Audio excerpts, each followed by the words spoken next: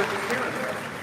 And listen, like personally, like when I came out as a child of the Ron Paul presidential campaigns. Like that's how I got interested in all this stuff.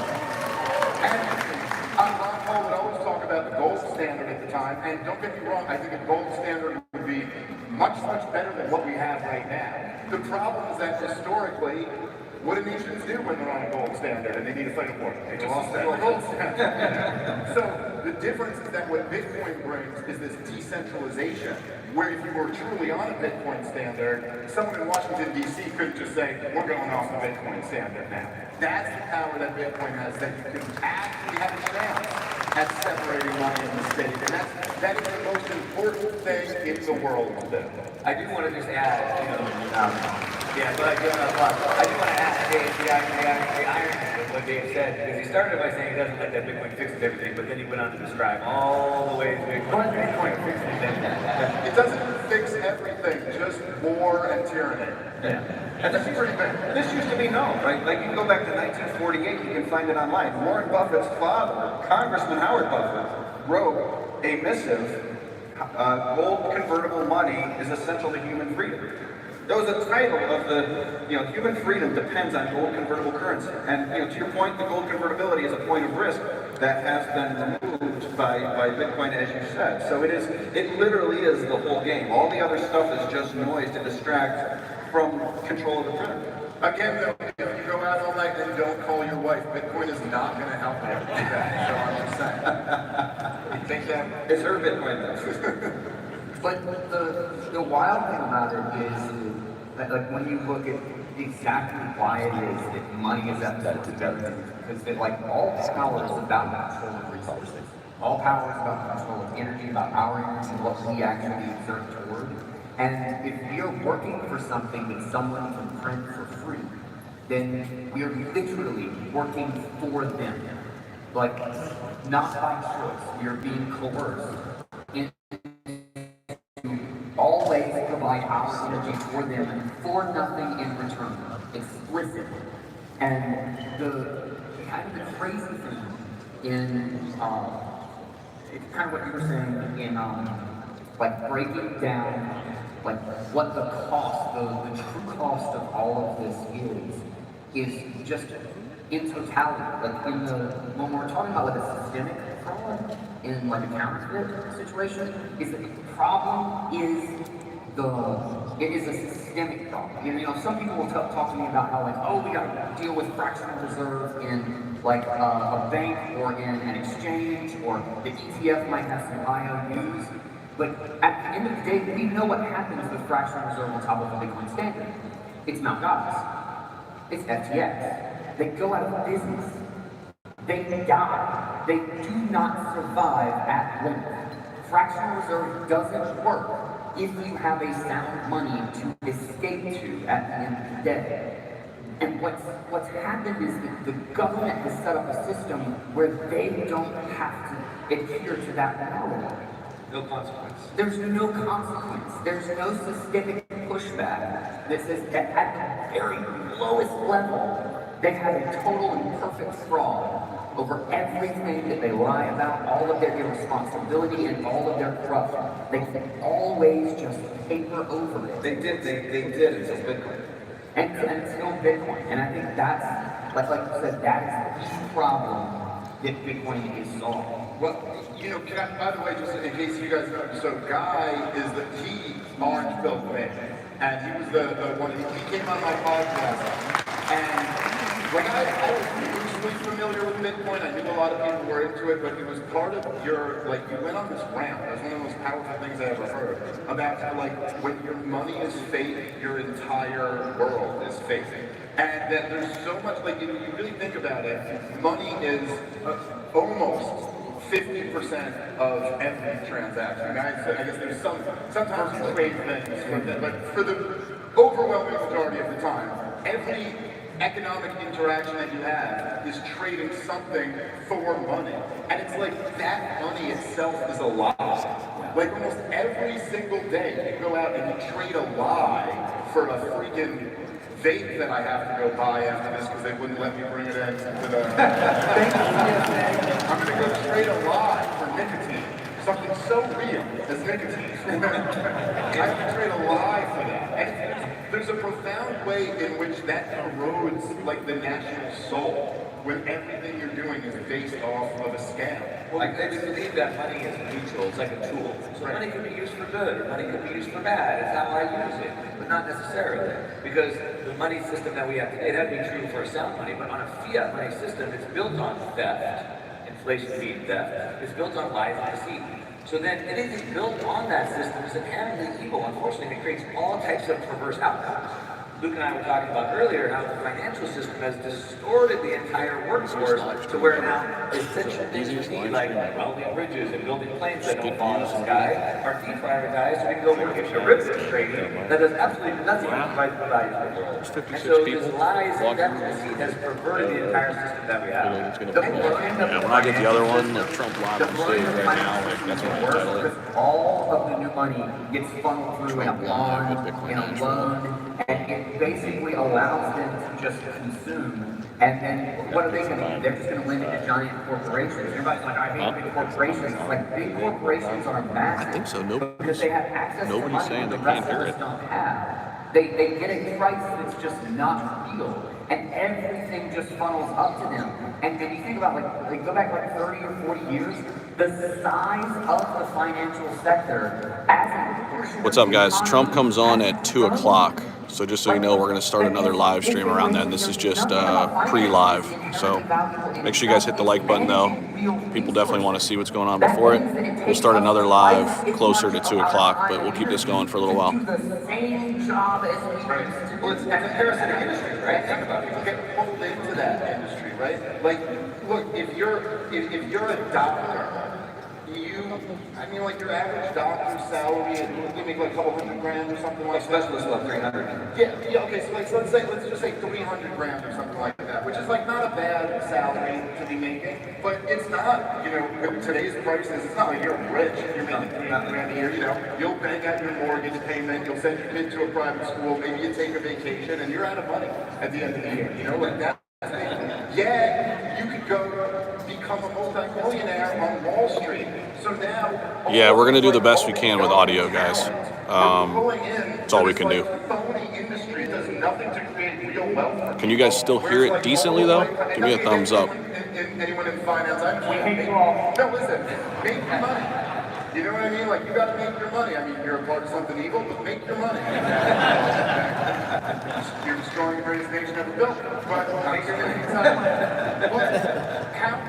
How much talent is there on Wall Street that if it wasn't for this being such a big part of the economy, they'd be out there actually being productive and improving everybody's life. It's tragic what they've done. I was telling Mark before, right? I know of a situation where there was a medical professional who trained for 16 or 18 years to operate in one of the most sensitive parts of the human body. It's like a few thousand people do it globally.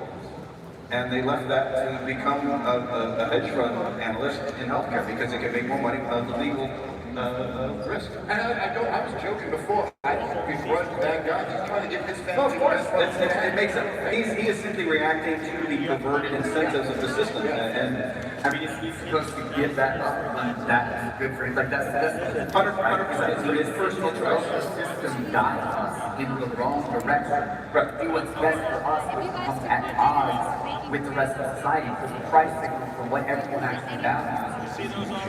So let's flip this for a second, guys. We're running down to time, and this sounds really bad and really scary, but talking about broken incentives, imagine the shift in the world where we fix the incentive system, and we have the best doctors in the world, the most highly trained, like you just said, and rather than going into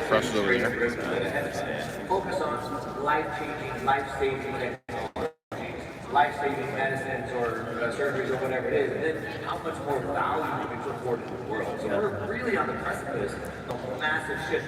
We call it like a Renaissance 2.0, if you will. A sound money system with an information boom, changing incentive structure, and we have massive growth and massive overhead.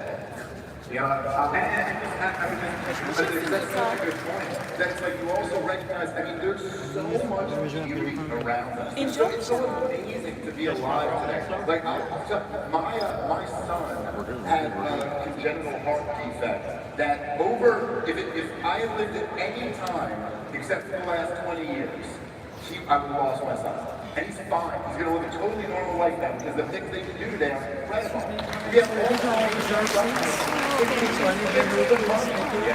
These are all reserved. Where's press? I need somebody here not letting anyone sit in I here. know. I'm on it. We've got it. I know. We're on it. Like, very important. I understand. Oh, I'm on it, Please, brother. please. Thanks, guys. Is there seating for press? You're going at that orange sign. Oh, okay. You got it. Thank you. Maybe just close this out with, 2020 was, it felt like a turning point. Where did you say? Both for the government kind of just going unrestricted, like you're going to do what we say. Is this all and press? when someone brings up your rights, it's not even something we pander to anymore, it's something we laugh at and we accuse you of being selfish because you're not doing what the state wants you to. So we have moved aggressively in the wrong direction in kind of one realm. But at the same Mitch, time, let's get close to that corner. millions of Yeah, people woke close to up that side. and they were like, what? Yeah, maybe a little further back. Oh yeah, we can do that probably. And we've kind of got these two paths. Yeah, maybe go right there. Right there, yeah. Maybe my question is simply, where do are we going That's pretty both of solid. these paths at the same time? Is one winning, or are we just separating into two worlds? Like, maybe give me a little bit of hope or a little bit of realism for where you think we are. Well, listen, I'll just say this really quick, and you guys can finish, but I'd say this, right? And I've been a very sharp critic of Donald Trump for years, and many of his policies that I didn't agree with, both domestic and foreign policy. The fact that Donald Trump is the candidate who the entire corporate media is telling you you're not allowed to support that guy. The CIA and the big banks and big pharma and all the power centers are saying you're not allowed to support that guy. And that he is winning so dominantly right now is such a great sign for this country. If nothing else, I'll call him. Or should I? That is going on. Somebody made a comment that I thought was great, was like, appreciate someone if they have the white interest. I've said many times, if the media wanted Trump out of the race, they should just endorse him. But no, in terms of two paths, I think we're running two parallel paths. I've been calling it on podcasts and bar gather. We're riding two horses with one ass, and it's ultimately you can only ride one horse with one ass, and the horses are increasingly bolting in two different directions. And I think this is true of the fiscal side, the economic side, which is where I've mainly used the term, but I think it's true socially, etc. And so I think we can ride these two horses with one ass for a bit longer, but a decision point is coming. And I think what we decide is in part the actions everybody takes individually in terms of how you vote with your wallet with a Bitcoin, who you vote for, how you act locally, how you raise your children. I mean, it's not one thing. I mean, the biggest thing people can do is raise your children well. So that's the biggest, raise your children well, probably just this stuff. So, I'm optimistic, but I'm cautiously optimistic. Can you go out the main door? Because when you come through here, other people try to do the same thing. They see it. Thank you. I appreciate it. And he said that a lot of people woke up, 2020 was a big wake-up call for a lot of people. But really what the state wants, if you look at the Bolshevik Revolution or you look at Mao's Raging Forward, the state wants to censor you. They want you to Don't do it. Go around. everyone to conform to the perfect laws. And the reason why That'd be hilarious. is because if one person can break out of that, if they can break through into living truth as opposed to living a lie, everyone else can see that and they want that as well. And we've been sort of in this censored bubble, if you will, and Elon Musk has been standing against the world in the front of that and has shifted the window just a little bit. It's not open censorship. I mean, there's still censorship, but just a little bit has started to change it. Now we have Mark Zuckerberg who's like, oh, wait a minute. I guess I could stand up a little bit to this. And as Luke said, it's about our kids, but it's about each one of us. And so I like to say that your silence makes you complicit. And so you don't have to stand up and be vocal, but you could at least cast out, oh, I'm not sure if I agree with that. But it's about us all waking up one by one. So it's all standing up to the face of that, and at least casting doubt upon opposing it directly, and we'll shift that tide back.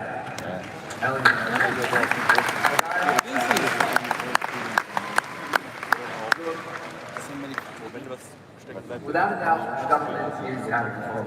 I think we recognize this, we see it in a million different ways. But I tell you what, every time I go to a Bitcoin conference and I come hang out with people, I feel like it gets more and more wild. Just every single time. And it's absolutely crazy that I was just chatting with my brother while we were walking over here. That we found Bitcoin in 2011. And we were sitting in our trailer for nobodies, like just talking about this thing, and we described this day. We described the fact that, like, eventually it was going to be here, and it's just so unreal to actually see it. And everybody that I talk to is absolutely as busy as they Maybe I don't have any stream Everybody's got 10 projects. Everybody's trying to build everything under the sun. And I swear to God, if the government can't be reined in, like, it's gonna happen with this group of people. Like, if it can happen, why not us? Why not us? So, I just want to say, thank you guys. Dave is so awesome, actually. Yes, it's a great to meet you in person. Lars, thank you so much for joining me. Thank you guys. Thanks, guys. Thank you, everybody. Have a great day.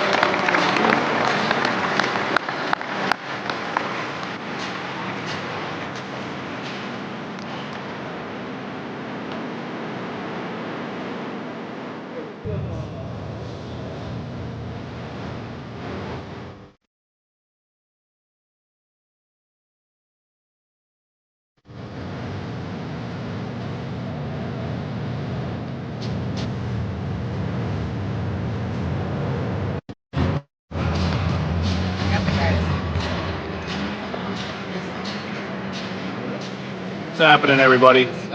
So we're going to start another live stream closer to when Trump comes out, but I wanted to get this one rolling, just kind of everything leading up to it. So round 2 is when Trump is supposed to talk. We'll start another live stream. It'll be a separate live, and so be on the lookout for that. But appreciate you guys being here. Hit the like button, subscribe. We got Mitch in the house. We got Mo in the house. Crypto Moses, Altcoin Hero. Altcoin Hero, Crypto Moses. Make sure you guys follow him. Altcoin Hero, Crypto Moses. So appreciate you guys rocking with us. Elon is not here. Guys, what are you doing? You're getting up to leave. You're about to see the best speaker so far. I'm really excited. Let me hear you guys again. How's it going? Have you enjoyed the conference? That's what I like to hear. I'm glad how warm you guys are. So I'm introducing now the next speaker. He's my best friend at the conference.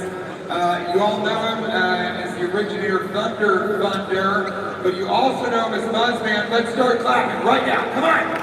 For the monster. For the Buzzman.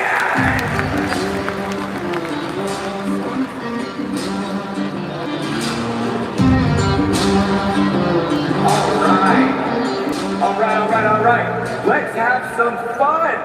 That's what we're gonna do. We're gonna have some fun. For maximum fun, why don't you go ahead and scan that QR code? We are gonna have so much fun. All right, so Thunder, I'm so lucky to be able to announce it here today and talk about our big release for this week, okay? Thunder is the next iteration of Lightning Ventures, which you may know, and we're a boutique venture capital firm in this space. We put the fun in funding. We do things a little bit differently than everyone else. We don't just take your money and invest it for you. Our mission is to democratize it so you can invest in your favorite open source Bitcoin startups for low minimums and get started and really actually participate in funding these companies. We're like a venture capital routing hood for Bitcoin startups. Okay, so Trump's going to speak at 2 o'clock. A lot of people are asking. Trump's going to be speaking at 2 o'clock, roughly. We're going to start another stream closer to it. This is just kind of the one leading up to it. So it'll be a separate stream later. Bitcoin startups or any type of early stage startups. They'll let you go into any casino in America and lose your life savings on a hand of blackjack, but they don't want you investing $1,000 in an early stage technology company or on the hunt for the next unicorn.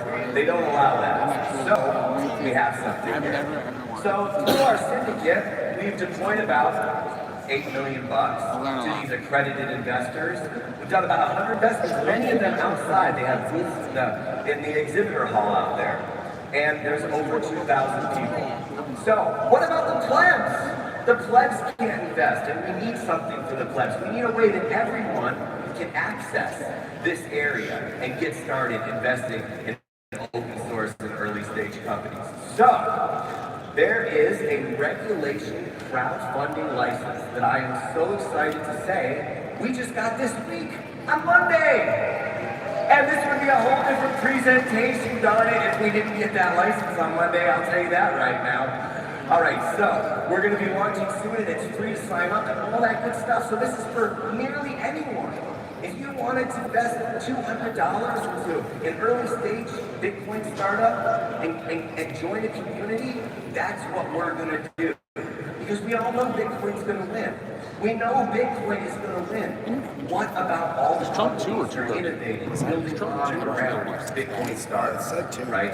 That can also outperform and do just as well as Bitcoin over the same time period. So that's it. Thunder, $5 million these companies can raise on our platform, and we're providing it for you. It's free to join, and you can get started funding in Bitcoin, actually investing using Bitcoin. We've got a lot on the roadmap here, and I'm super excited. Okay, so just real quick, you don't need to be accredited.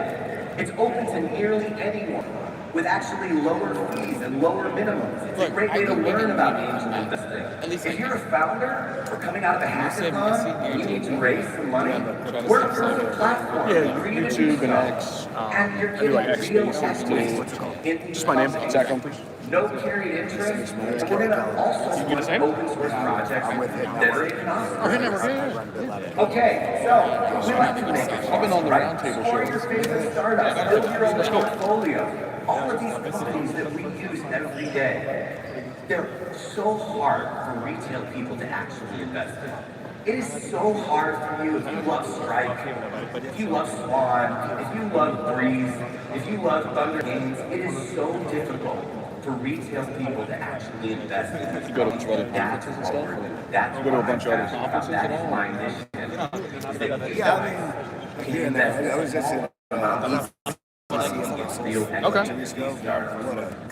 Okay, so that's an all-star crew. You might know Rockstar Dev. We got I'm part of the problem here in the U.S. What else? Because We're going to do good things. it's just like conference for influencers. How do we accelerate? Dude, at ECC, Lots bro, of education. every Education single for person you founders. talk to is a Education developer, a for founder, hackathon. builder. Education Dude, for that's- investors. This is probably the most effective crypto business networking I've done in 9 years.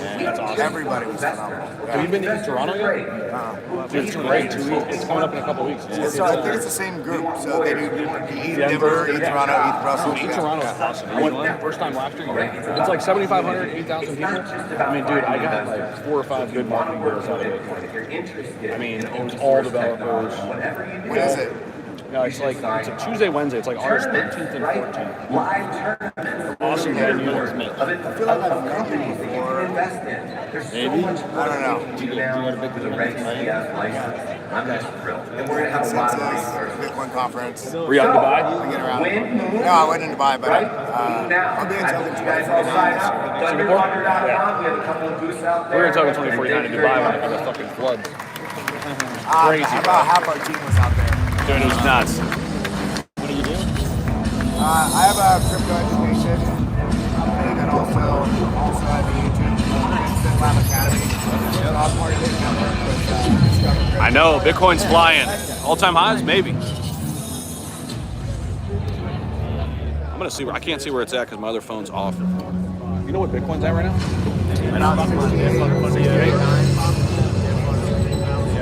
Here, you can give them a chart.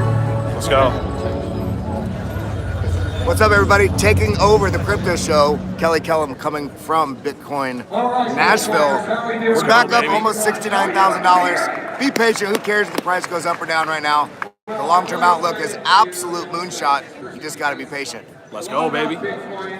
Let's go. Where can they find you? Oh, BitLab Academy on YouTube, or Kelly Kellum, KELLYKELLAM on Twitter. Always doing spaces, always sharing charts, keep you in the know with all the alpha. Let's go, baby. Let's go. Show them some love, guys.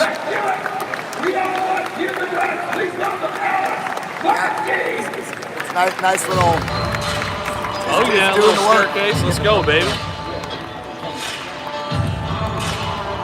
Oh yeah, the Trump. Yeah, it's coming.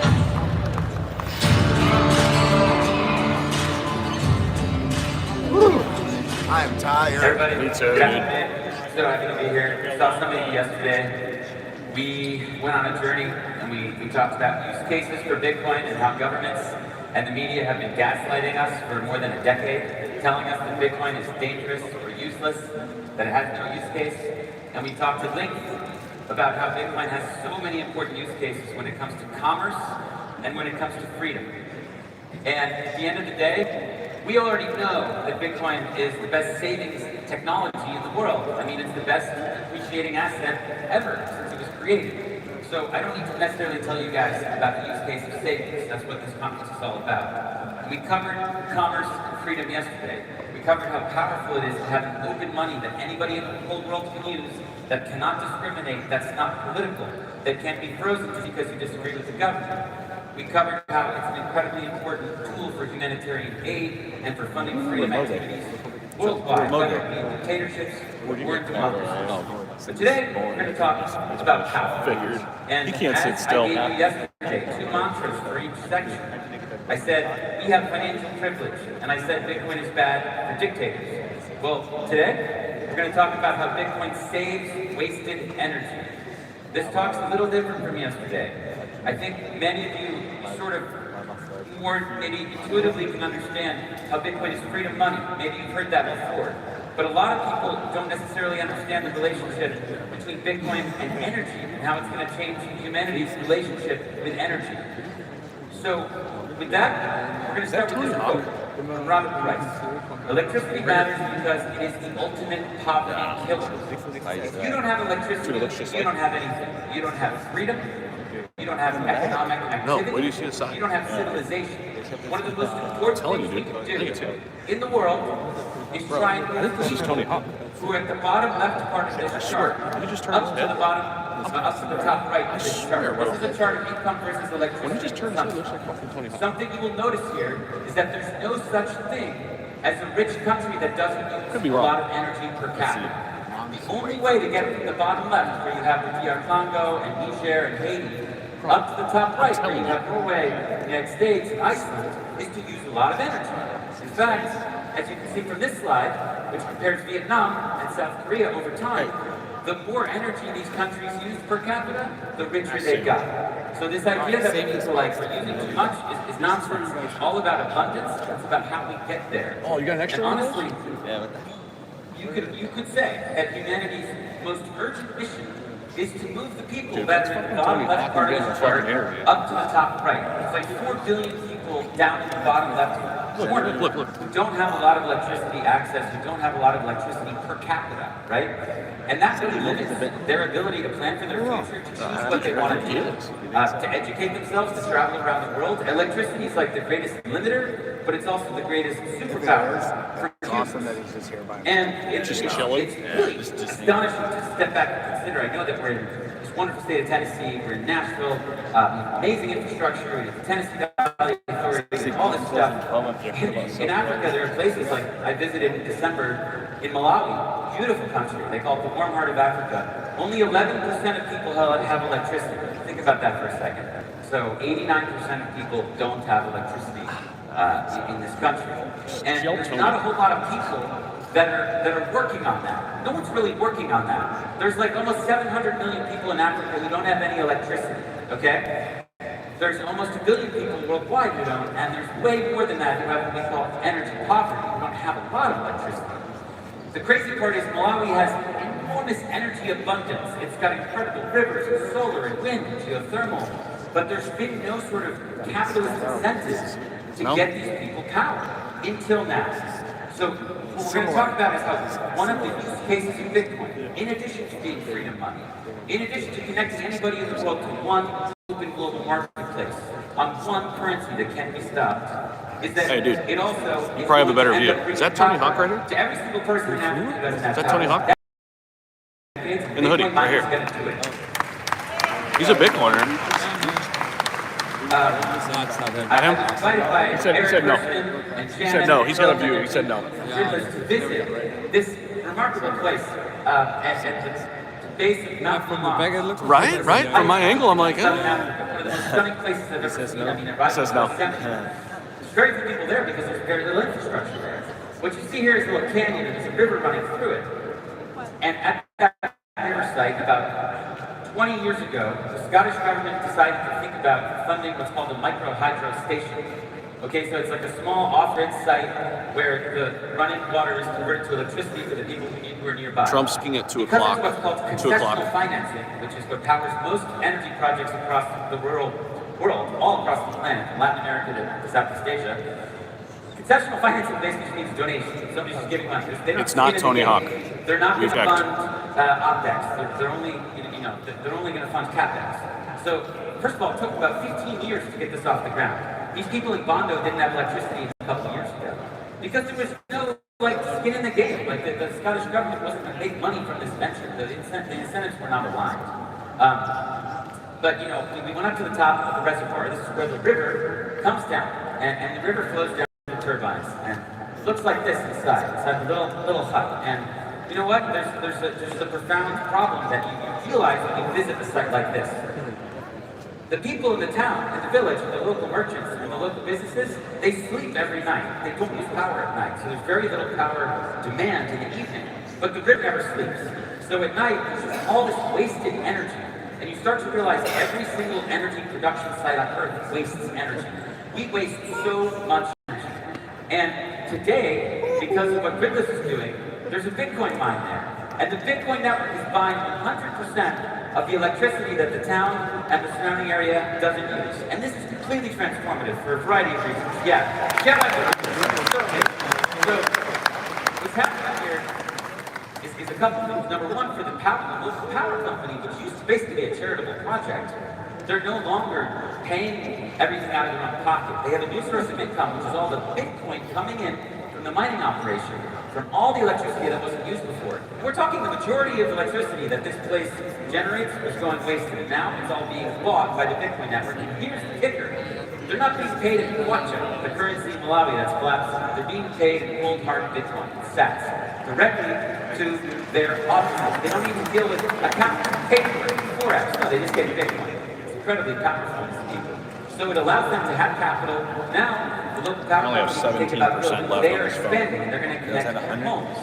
Gridless, No, my other one's at that 100. owns the miners, they're also winning. That one's for They're going to come in and within a year or two at these sites, they're When profitable. this dies, it does. Amazing. And number three, most importantly, probably for most of you, the local residents. 70 Now, the local residents, we got to meet the chieftains of the village at a meeting. It's very special. It's very profound. And what's really amazing is they're paying less now for the electricity. What happens, it's sort of counterintuitive. The media will tell you, oh, the Bitcoin miners are coming in and they're making electricity more expensive. That's clearly false. That's not what happens at all. What's actually happening here is that because the power company can only sell about 20% of what it makes to the local population because there's just not that much demand, it ends up charging 5 times more for the price. So these guys are paying 80 cents a kilowatt hour for electricity in the middle of nowhere, even though they're surrounded by energy. Meanwhile, here in the States, I know the prices have been going up lately, but in the advanced democratic world, we pay anywhere from 10 to 30 cents. So, despite the fact that they're so poor and vulnerable, they're paying way more than us. This doesn't make any sense. We were led to believe that we are in progress around the world. Electricity and technology was supposed to get cheaper. For them, it's getting more expensive. And Bitcoin changes that, and it's so profound. Look, they weren't Bitcoin experts, but they knew what it was doing to their community, and they knew that electricity was the thing that mattered almost the most. I mean, the stories they told us about how it's changed their town. I mean, children that couldn't study at night. They had to, they are now, the rate at which their children are now getting into the good schools, since they got electricity. They no longer have to walk from surrounding villages 20 kilometers to get medicine. The men, funnily enough, the men who used to go to town to watch football, they could be at home with their families and really build family and build community. So, you know, Bitcoin is changing everything for this little town. And this is just one example of what is happening all across Africa and soon all across the developing world. And one of the most interesting things... Yeah, we're going to go live again for the Trump speech. I have another phone that's at 100%. This one's already at 16%, so we'll go until this phone dies, and then we'll start the stream close to when Trump is supposed to come out. So it'll be another stream for Trump, so make sure you guys get ready for that. So people are smart and they figured out, wait a second. So we'll still go be live for that for sure. So what you're seeing here is 1,000 miles north of Malawi in the Democratic Republic of the Congo, in Virunga National Park, which is where the silverback gorillas are.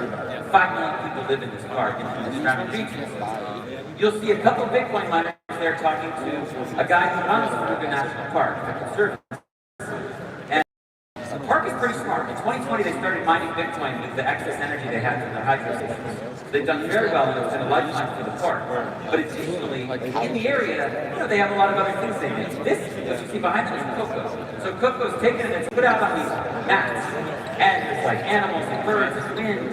You know, don't have a portable charger. It's not very effective, right? I do, but And it's not sanitary enough. I wanted to like not bring a lot of shit. So what happens is, they were like, look, we're going to buy $200,000 of just heater so that we can actually sell this Brought a stuff charger. and make more money.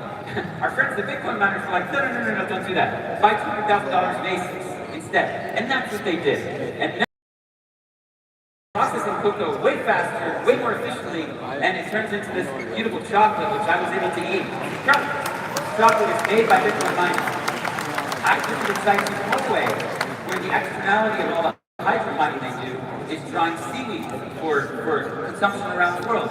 So you kind of have to understand that in the future, it's not going to just be cost of Bitcoin, cost of Bitcoin mining and profit of Bitcoin mining. It's going to be profit of Bitcoin mining plus profit of the externalities minus the cost. And this is going to change everything. I encourage you to watch a recent documentary about a bathhouse in Brooklyn that's heating the spa where you go to Bitcoin mining. The Bitcoin miners are submersed in a liquid, and they run, and they create heat, and they heat the water of the spa. And this is the coolest part. The guy who runs the spa is paying less for power now than he did before, plus he's mining Bitcoin. So this is just going to revolutionize everything. What you start to realize is, if you're not mining Bitcoin, you're wasting energy. The exact opposite of what the media tells you. I also got an opportunity to visit a geothermal site in Kenya. So this is just very simple. They dig a very deep hole in the ground. Heat comes up, turns to steam, it's a turbine. main guy who yelled at us. Generate the same amount of power for the next 40 years. Clean, consistent, renewable, carbon-free, et cetera, et cetera, et cetera. And they have so much of it in Kenya. It's one of the world's largest sources of geothermal power. It's right on the Rift Valley. And, you know, one thing I learned when I was there, I was really surprised by, is Kenya is the world's largest exporter of flowers. So what happens is they take geothermal with a hydro, like this, which is on a lake, and they pump the water to the field, and they grow flowers, and they sell it to Europe or wherever. And that's like how that country, I'll follow you, bro. Thanks. And you know what's amazing is that you start to realize it's not big here. So it's not like they can sell the excess power to somebody else. No, this is like rural Kenya. And on the right, you see a shack that has the pump inside. And the pump Do like a dual live stream and stuff? live stream, podcast. But the geothermal power is constant. It's always coming. It's always coming. So on the left, and we'll just kind of zoom in here, that's Charlie, and that's sitting on top of the Bitcoin farm. And the most amazing thing is that this thing is buying, again, 100% of the power that the pump's not using. So all of a sudden, we've eliminated waste, and we are going to become much more efficient as a species, and honestly, it's going to create so much abundance, because it's going to unlock people's ability to use all the electricity sources around them. So you can see inside, we got some miners here. It's so cool. What Gridless does is everything's made in Africa. Like the whole design they have, everything's made in Africa. And this is like a chart on one of the founders' phones he was showing me, where if you look at this thing and there's this green line going up and down, above the red, that's all when the Bitcoin mining machines are turned on. So they're mining whenever that green line goes above the red line. And when it goes above the red line, the machines aren't on. And it's just this dynamic, flexible power demand source that's paying the company that runs the station is paying gridless, and it's cost of power for anyone else in the region. I mean, it's sort of magical, but that's what Bitcoin mining is. But it's not just going to solve issues in Kenya or in Colombia. It's going to solve issues here too. So this is I live in California, and this is a chart that I was really shocked by. So this is from the California, grid, basically. Between 2019 and 2023, in America we use the word curtailment instead of waste. It's sort of like a euphemism, right? Curtailment. But we were wasting millions of megawatt hours of energy. So I mean, this is massive amounts of energy that we are wasting in our country. And just to give you an idea, 2021, my state curtailed 1,500 kilowatt hours of solar energy. That's enough to power 220,000 homes per year. In the Southwest power region, which is sort of in the middle of the country, nearly 6,300 kilowatt hours of wind was curtailed. That's enough to power 600,000 homes per year. And this is not just an American problem, it's a problem all over the world. The UK, and the UK spent 500 million pounds wasting wind energy in 2021. How insane is that? And the crazy part is Bitcoin fixes this. We don't need to do this anymore. We can just run all of this renewable energy all the time, and whatever isn't bought by whoever is there, the Bitcoin network is going to buy and turn into capital for more growth and more abundance, so we can continue to grow as a civilization. Right here. You have This is a chart from a book called Resistance Money. I really would encourage you to pick up a copy. It's a phenomenal book. And what you see here in the white is how much energy Bitcoin consumes, right? So compared to like air conditioning, the big one, chemicals, iron and steel. The difference is, as I've been trying to explain, Bitcoin mining saves wasted energy. So, I know that the media and the government want to look at this and be like, oh my God, this is terrible. Bitcoin mining uses so much energy. We actually want that circle to be as big as possible. Thanks, because brother. the bigger Bitcoin mining is, the healthier we are going to be as a society. I wanted to sort of dive into this a little bit. This is something some of you may have seen this image. And people always say, well, we could always create a solar grid the size of this square and power the world in the Sahara Desert. Well, you can't do that because that's not how solar energy works. Now, fossils do work that way, right? So you can dig fossils out of the ground in Algeria, and in fact, a lot of that powers all kinds of stuff in the United States. And the interesting thing here is that fossils are more modular, right? So fossils, we don't tend to waste. We're not just waste a bunch of fossil fuels. We use them, and we use them carefully. And when the oil exporters sense that the market is weak, they stop digging it out of the ground. There's a much sort of tighter relationship with fossils and the way we use fossils.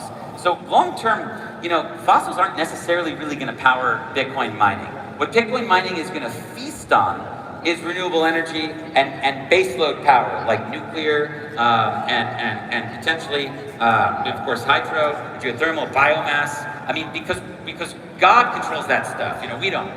Sunny, it's not sunny. It's windy, it's not windy. We can't control that. But Bitcoin can, again, it can buy everything that's consumed. So this is something we're going to start to understand. And look, these countries, if they wanted to, they could turn all that stuff into capital with Bitcoin mining. And I want us to sort of try to rewire our brains here. So this is a New York Times article, where they're trying to scare you about Bitcoin mining, and they're saying Bitcoin uses more electricity than many countries. Yeah. How is that possible? Yeah. What if they said this? What if they said Bitcoin saves more electricity than many countries? That's super exciting, right? Here's another one. Bitcoin consumes more electricity than Argentina. Oh my God, that's horrible. Well, what if Bitcoin saves more electricity than Argentina? That's incredible, right? So we need to rewire our brains and understand that one of the most profound use cases for Bitcoin is saving wasted energy and understanding that, listen, man, if you're not mining Bitcoin, you're wasting energy. So that's sort of the deal. Just to conclude, today and yesterday combined is sort of one big talk about all the use cases of Bitcoin that you may not hear about. Again, we understand savings, but there are so many use cases for this thing that's so valuable. And the fact that Warren Buffett and Bill Gates and all these people, Jamie Dimon, they get up there and they tell you it's useless. The Fed tells you it's useless. The Atlantic magazine tells you it's useless. They're either gaslighting you or they're just ignorant. It is so useful to so many people around the world. Whether it be because they don't have the financial privilege that we have, they don't have access to the dollar economy, they don't have access to the stock markets, they just might have terrible paper money that collapses. Technology might be sheet metal or cows. For so many people in this world, that is the technology they're using to save. and Bitcoin dramatically upgrades them. And again, the commercial aspect of it, like think even just about remote work. Like when you have got an international company, you're paying somebody in some other country, it's such a nightmare to pay them. Bitcoin just cuts through all that nonsense, and it can really empower so many people in that sense. It's so bad for dictators. It is something that transfers power from the state to the people, and that's something that they are very scared of. As we move through this transitionary time, it's going to be more clear that only countries that have values like property rights, free speech, and open capital markets are going to be able to coexist with Bitcoin.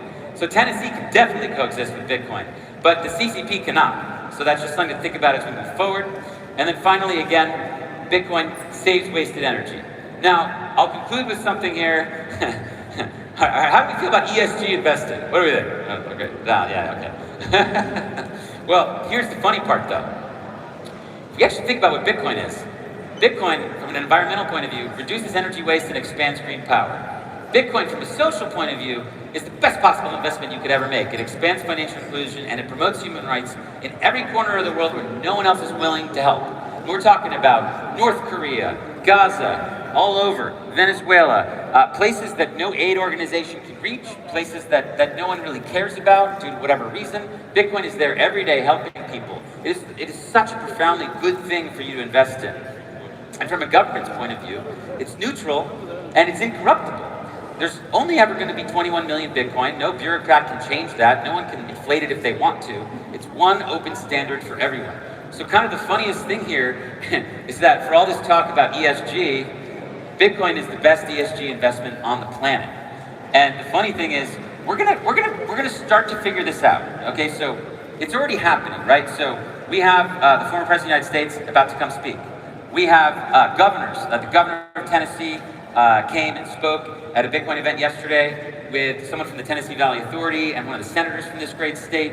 We have nations mining Bitcoin, not just what I showed you today. The government of Kenya is turning its waste into Bitcoin. The government of Ethiopia is doing this. There are all kinds of governments mining all around the world. This thing's already starting to happen. So we're seeing political adoption. We're seeing, of course, we have Wall Street adoption, and we have nation-state mining adoption. This is happening. So this is not something for you to sleep on.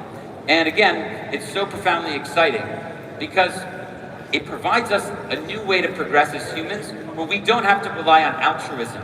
The reason why there's 600 to 700 million people without power in Africa today is because it requires altruism to give them power. It requires them to make a donation where they're not going to get anything back in a capitalistic sense. Bitcoin completely rewires the situation. It completely changes the system where now people are going to come in and give power to all those other people and they're going to make money doing it. So it's basically this incredible machine that turns self-interest into freedom. And I couldn't be more happy to be here to help talk through these things with you guys. I hope to see you next time. Thanks so much, Nashville.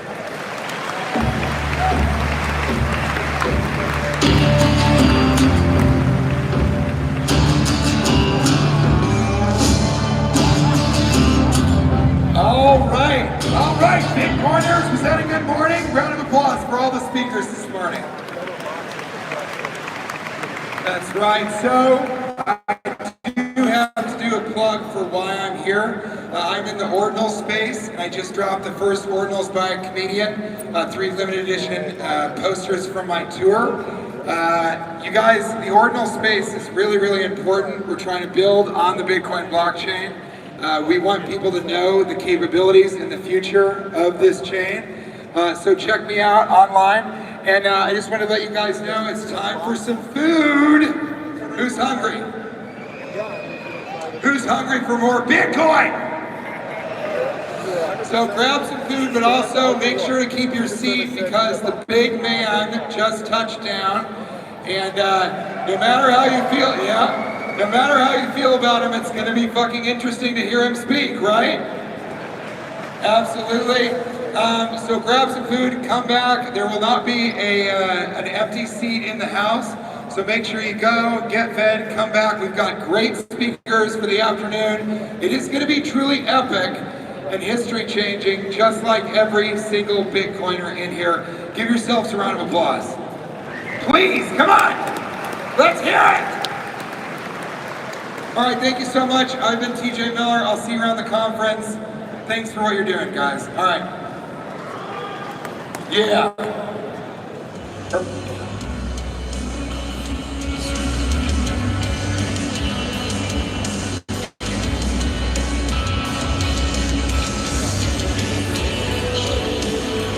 there a break now? Sounds like it. Intermission maybe.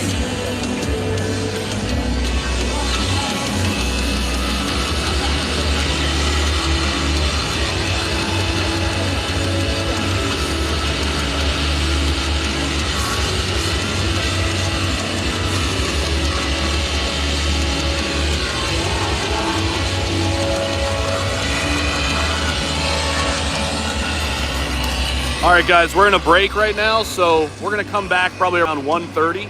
I'm gonna set the stream up right now around 1:30 for Trump, maybe a little bit sooner. So, yeah, this is the press area, guys. This is it. I could go back to my seat, but I'm gonna get up like this on the corner. I'll show you guys. Thanks for letting me use that, bro. So, what do you guys think? Do you guys like this view or my seat view? I could be here or back by my seat if you guys were here earlier. This could be the view later. I mean, we're right in the front. They got us on the corner. We could be here later, or we could be back by the seat. Seat view is better. The closest I can be is where I was, so seat view might be the move. Seat view might be the move. All right, we might go back to the seat. The seat's not that far. It's a little bit more straight on too. Trump in 1 hour. Seat. It's 2 p.m. Central, guys. 2 p.m. Central, I believe. So we're actually 2 hours away. 2 hours away. 2 p.m. Central. You guys want seat? All right, we'll probably go from the seat. We'll probably go from the seat.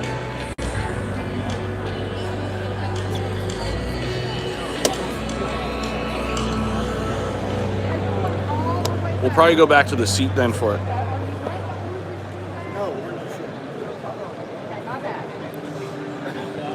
Yeah, dude, we're gonna be able to watch it live for sure. We'll definitely be doing that.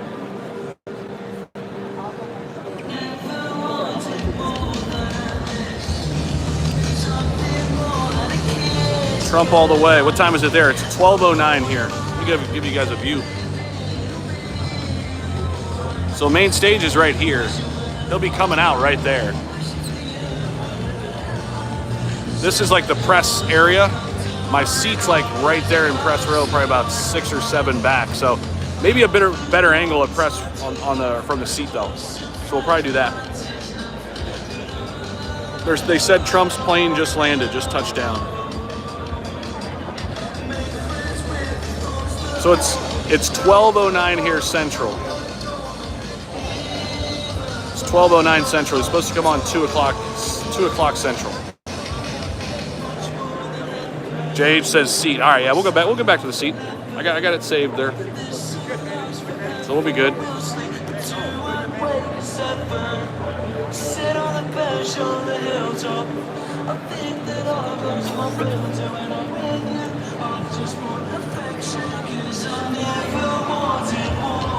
It's not hard to spot you.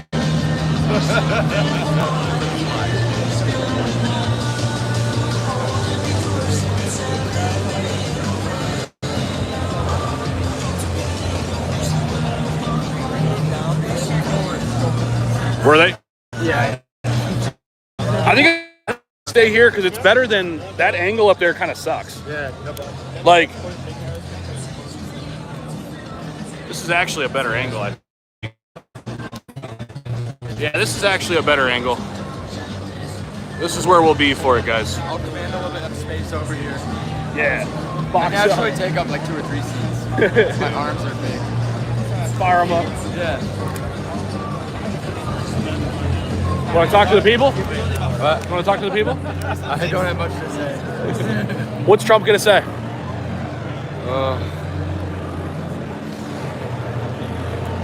He's either going to say everything they said so far and just reiterate it, or maybe the strategic reserve, but that's a long shot in my opinion. So I'd get ready for a little bit of volatility. But we'll see. Everyone that I've talked to says maybe 10 to 30% chance there's some kind of strategic reserve, but we'll see. We're handing you back over. Mitch, what's Trump gonna say? I think he's just gonna really endorse Bitcoin. I think that, you know, he's gonna say, you know, he's for it, but I don't think we're gonna see any massive news or anything released right away.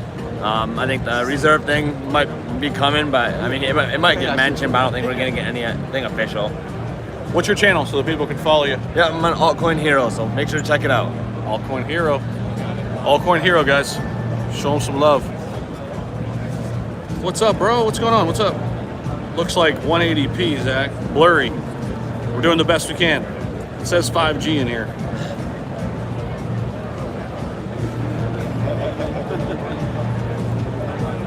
You need high bar stool to get better view. Oh, we can go up higher, guys. We're gonna be able to watch. We'll be able to go like this. Yeah, they're trying to close deals. Like different projects.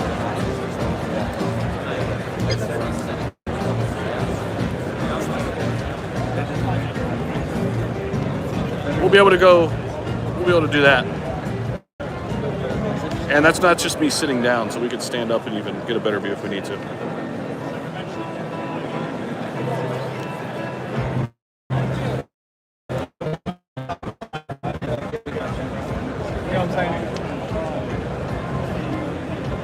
Work with what we got, exactly, bro.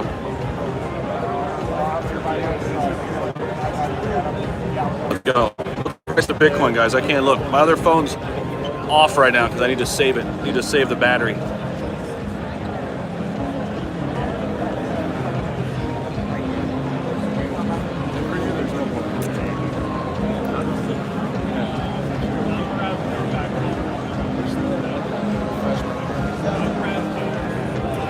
This backdrop is so Super dope. freaking dope. I know. It's trippy.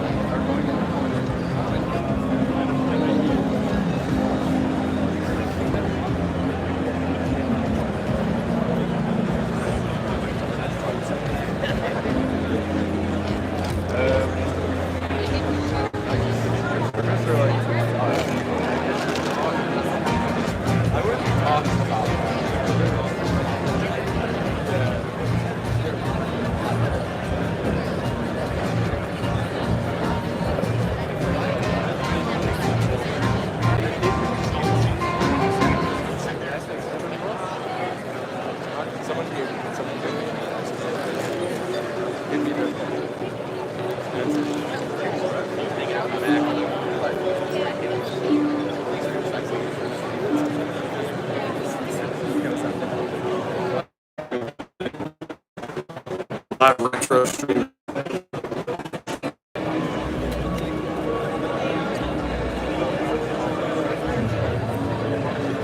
Yo, if you guys haven't hit the like button, subscribe yet, make sure you guys do that. Definitely subscribe to the channel. We'll be starting another stream closer to 2 o'clock Central for Trump.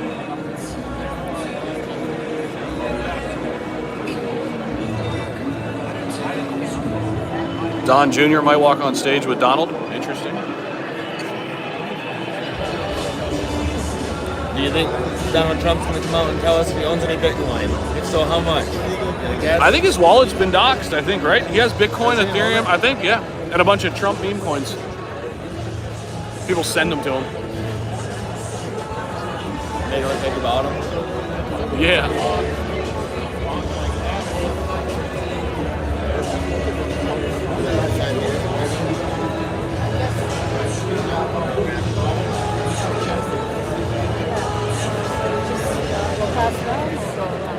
Can we sneak down to that side? Yeah. That's you guys. Sorry.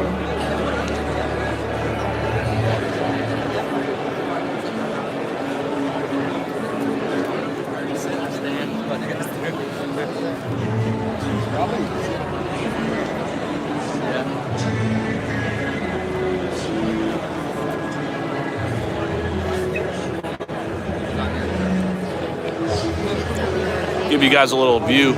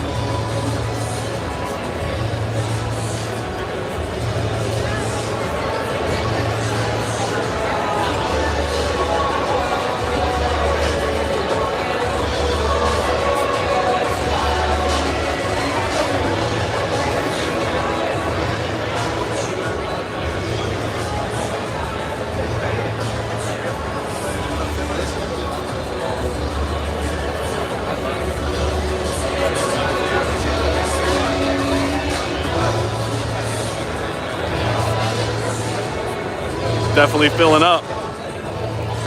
Definitely filling up.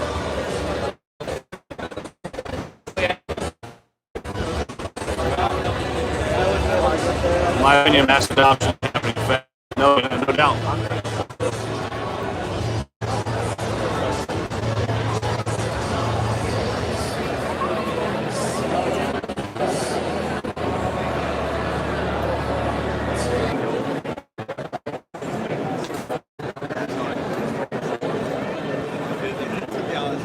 Mark J out here showing American Pepe.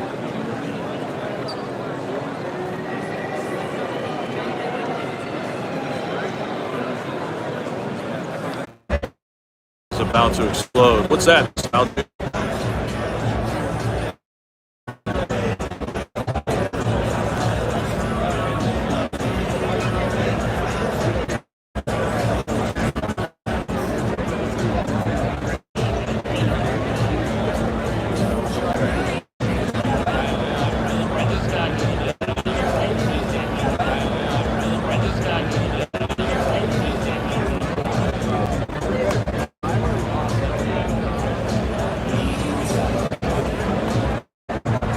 Hey guys, I'm gonna go live on Twitter for a little bit, all right? I'm gonna go live on Twitter for a little bit, and we'll be live on YouTube for the Trump event.